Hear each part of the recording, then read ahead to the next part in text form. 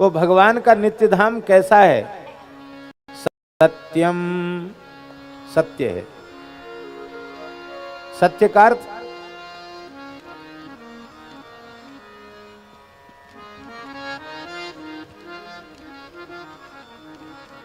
सत्य का अर्थ है त्रिकाला वाधित सत्ता कत्वम।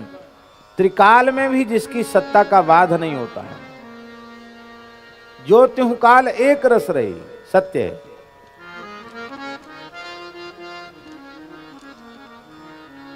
ज्ञान स्वरूप है। ज्ञान स्वरूप का अर्थ है परम प्रकाशमय है, ज्योतिर्मय है। और अनंतम, अनंत है।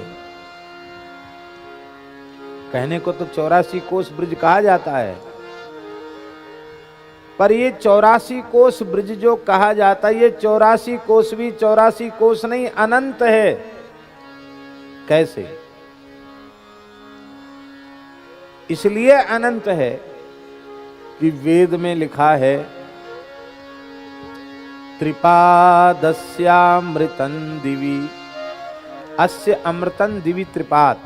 देखो,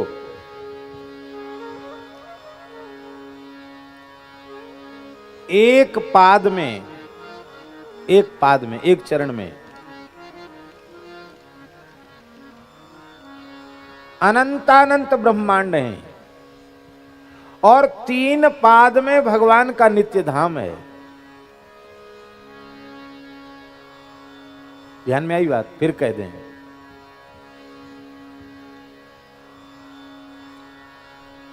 चार आने में अनंत कोटि ब्रह्मांड हैं, और 12 आना में भगवान का धाम है। तो जब 4 आना की ही सीमा नहीं है, तो 12 आना की सीमा का हिसाब कौन जोड़ेगा? बोलो।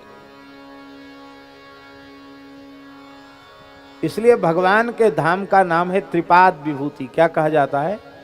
त्रिपाद विभूति। इसलिए कभी भगवान के धाम में यह समस्या नहीं आती कि अब यहां भीड़ बहुत हो गई, अब यहां भक्तों को रहने की जगह नहीं है। असंख्य रसिक अनन्य भक्त आज भी इसी धाम में निवास कर रहे हैं, और असंख्य अनंत जीव इसी धाम को प्राप्त करके, रज को प्राप्त कर करके कृतार्थ होते रहेंगे। धाम की सीमा अनंत है। अब देखो लो, हम लोग महाराज स्थली में बैठे हैं, नारायण देवेंद्र जी, और अनंत कोटि गोपियों के साथ ठाकुर जी ने रास किया। कोई कह के बता दे, अनंत को 1 करोड़ गोपी यहां ठाड़ी है, जाए चंद्र सरोवर में इतनी जगह है, और अनंत कोटि गोपी, कोटि में भी अनंत लगा दिया। कैसे आ गई? यही धाम की महिमा है।